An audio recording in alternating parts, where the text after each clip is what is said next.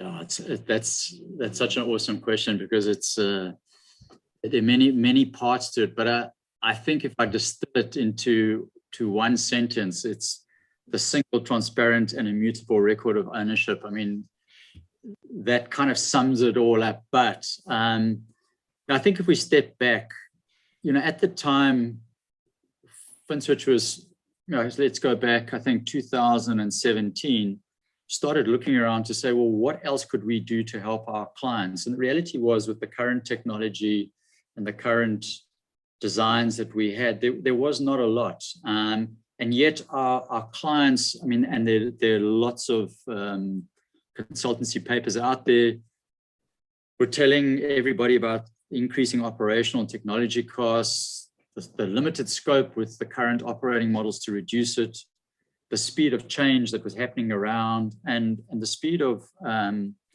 increasing investor demands. And it was really about how, the uncertainty is the sustainability of the current industry practices and platforms. What could be done?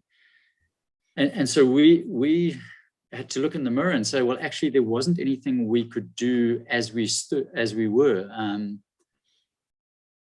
I think there's also this really increasing pressure to democratize investments and savings. And in order to do that, you've got to reduce these escalating admin costs.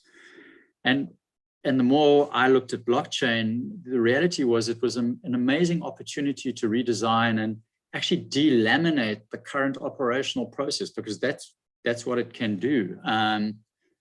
So that's started triggering the interest.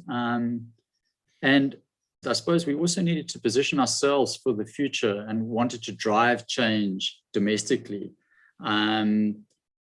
Because the reality was that we couldn't, with our current infrastructure and technology stack, we couldn't compete with the emerging technologies. And if we didn't do it, somebody else was going to do it. I